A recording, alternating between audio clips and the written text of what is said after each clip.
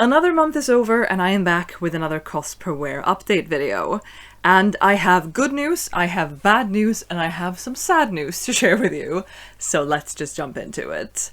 Firstly, if you haven't been here before or you've forgotten, I started my year with an average cost per wear of 38 Swedish kronor per item in my wardrobe, and over the course of this year I want to get that down to 20 Swedish kronor on average. I've been making good progress with this. I have a whole playlist of these videos. I will be linking that up here. I'm making one every single month. Today I am back with my July update, and I'm having a little bit of a hard time believing, or understanding I guess, that July is already over. That we're already 7 months into the year. But at the end of June, my cost per wear was either 22 Swedish kronor or 27, depending on how I chose to count.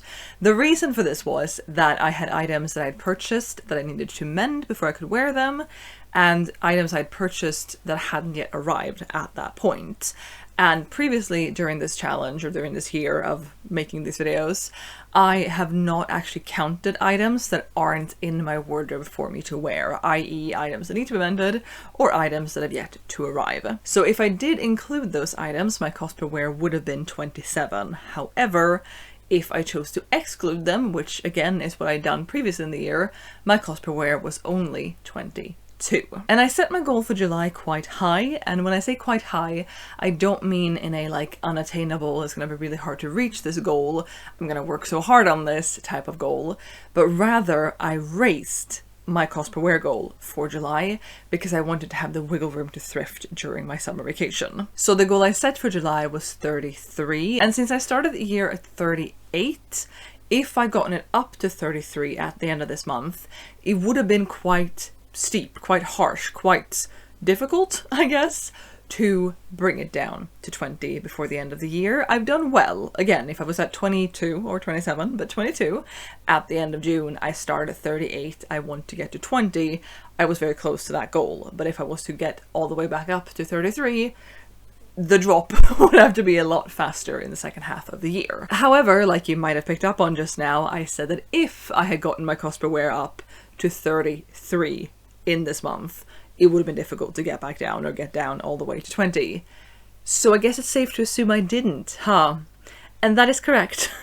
My cost per wear leaving July is sitting at 23. 23! And that is actually really exciting. It's so far lower than I was allowing it to be. However, I have a couple caveats to share with you. Firstly, the jumpsuit I talked about in the previous one of these videos isn't yet mended. That will be pulling my cost per wear up once it is mended and it is in my wardrobe and I can wear it. Like, introducing it into my wardrobe is gonna be a steep increase because it was an expensive piece for me. My husband has diligently been working on mending it for me. However, we noticed a thing. So early in July, like I mentioned in the June update, we were gonna have a mending day at home. Me, my husband, and Teresa were all gonna sit down and mend stuff that we had lying around that we needed to mend. And for my husband, that was mending my jumpsuit, or altering my jumpsuit, extending it in the shoulders, which was very lovely of him. But while we were doing that, we realized that the actual straps, because what he's doing is he's split it in the shoulder seam and he's going to add fabric in the shoulder seam to both widen the armpits and lengthen the torso part of the jumpsuit because it is a bit short on my body for some reason. But we realized that the straps of the original jumpsuit are not the same width as each other. And that is messing a bit with the process. It's very annoying, first of all, that they are that asymmetrical. Like, there's about a centimeter at least that one of the straps is wider than the other one. Don't ask me why, but that is messing a bit with the process of making this alteration happen and to have it look like they aren't a different size, because we're not, or he is not, adding the same fabric in because we don't have that fabric. He is adding just a black cotton fabric because there's a black print on it. I think it's going to be fine, but it is proving difficult to do that with the straps being a different size from one another. So he is still working on that on and off, and when it is done and is back in our wardrobe, I very much do look forward to wearing it. I had hoped to wear it a lot now during the summer, and we are just now entering into August. Summer isn't actually over, but I always feel like when I go back to work after my summer vacation, it's fall. And that is not true, and I need to get that in my mind. Even so, I had looked forward to wearing it a lot during my vacation, and I wasn't able to, but I'm still hoping that I will get plenty of wears out of it in the last bit of summer and also fall winter as well. I'm hoping that I'll get the cost per wear of it down. While my husband was mending that though, on the mending day, I mended the crotch seam of a pair of pants. The seam had opened and I just hand stitched it a little bit. And I have a dress, it might be back here, I'm not going to turn around. I had a dress that had a hole in the fabric where a button was attached, like the button had been pulled loose and then there had been a hole created in the fabric that I needed to fix, like secure that somehow, and then add a new button to it. So I did that and I started work on a third piece in my wardrobe that needed mending, and that was all well and good. I had 2 pieces that I finished mending and 1 piece I started mending. However, this did not affect my cost per wear because I hadn't, in my tracking, my wearing, or my spreadsheet, removed either of these pieces, which is fine, but I had expected that I would have reintroduced pieces that I had removed and that would then be altering the cost per wear. I didn't, because I hadn't removed those things, and I'm very glad that I have mended those pieces. I can now wear them again. The dress had been missing that button since last year sometime, so I'm very glad that I've now altered it and brought it back into my wardrobe, like for real. It hadn't been removed from the spreadsheets, but it had been removed from my physical wardrobe. So I'm glad it's back, I'm glad I can wear it again, but I do still have some pieces that I want to mend or want help mending that aren't in the spreadsheet currently, and when they are reintroduced, the cost per wear will shift a little bit. Now moving on to my wardrobe usage. Another goal I have for this year is that I want to wear every single piece in my wardrobe at least 1 time, and I have been doing really well with that over the course of this year. Better, I feel like, than the 2 previous years I've done this, because I have had years when I've in November, which granted we're not in November yet, but in November I have taken stock of what's been unworn in my wardrobe and had a lot to sort of catch up on wearing before the end of the year. And I've been doing really good at this. However, in June, it was the first month that I had a usage goal that I didn't reach for this year.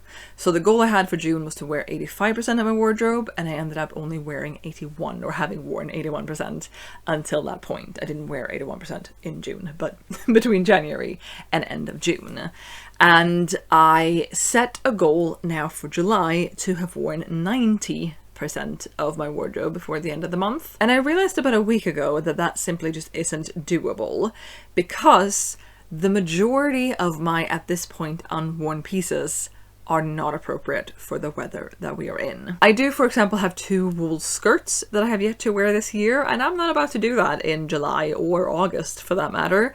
That will be a few months away. I also have 2 turtlenecks, I have some other knitwear that just isn't appropriate to be wearing right now. It would be way too warm to do that right now.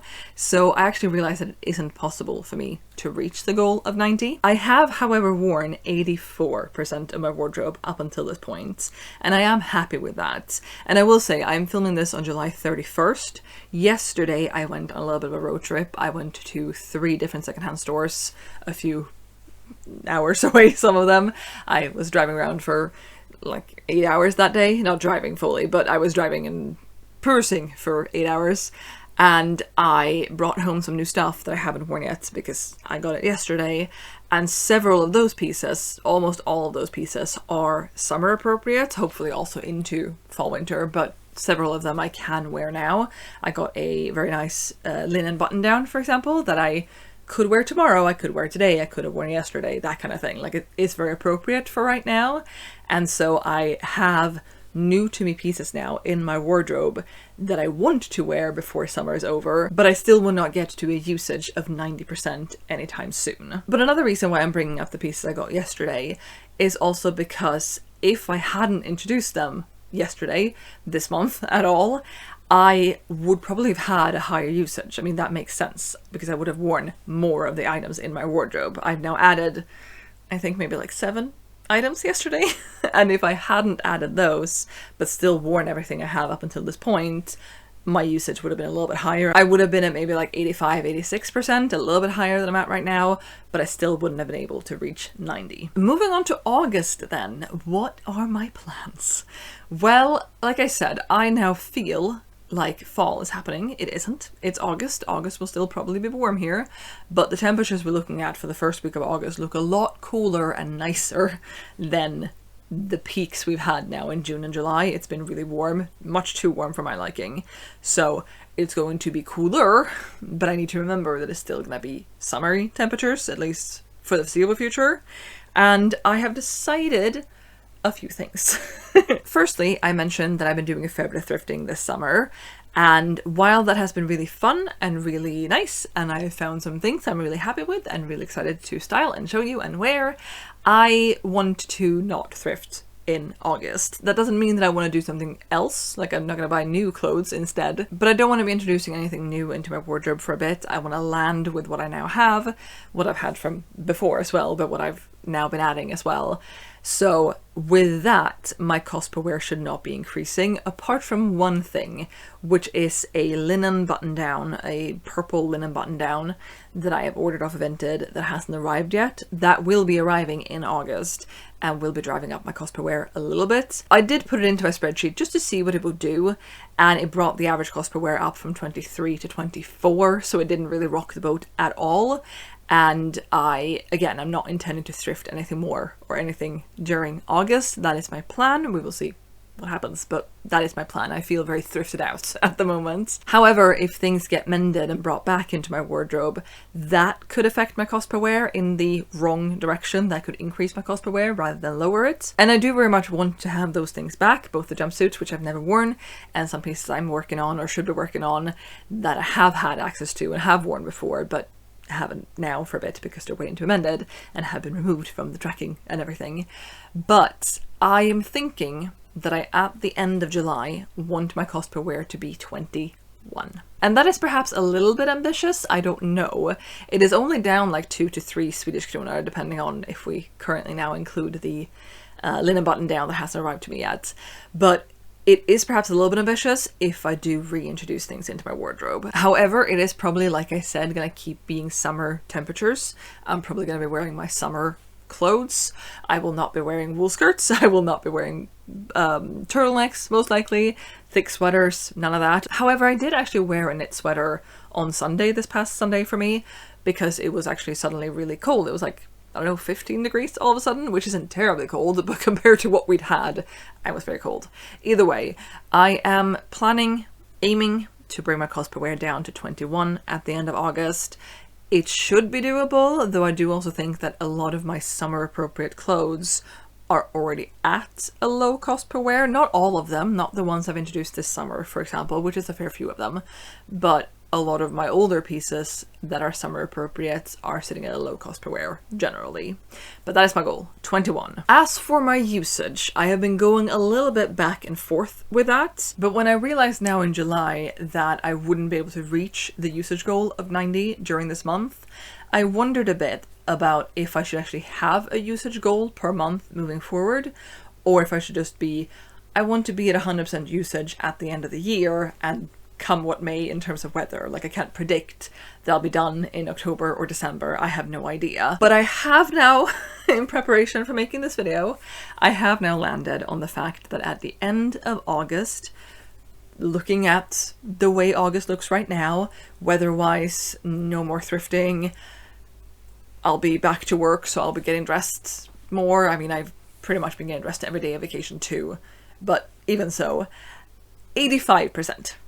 85% sounds doable, I think. I haven't done the actual math, but with the 7 or so items I added yesterday, that should be making a difference. Not all of them I will be wearing now. There's a pair of jeans. I don't think I'll be wearing jeans in August, but even so, 85%. 85. That is the goal. And I do also have a couple alteration mending pieces that are summer appropriate, which we will see when and if I get them back in August and how much I wear them. But 85 is the goal. That is, however, all I have for you in this video and my conclusion for my cost per wear tracking for July.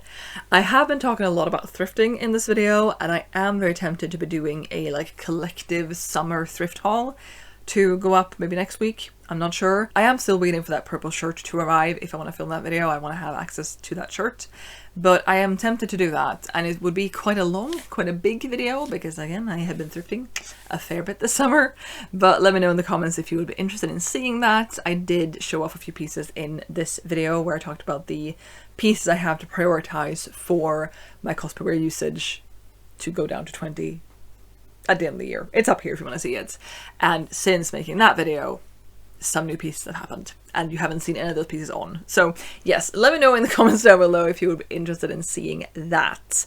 And let me also know any other thoughts you have on how this challenge is going for me so far.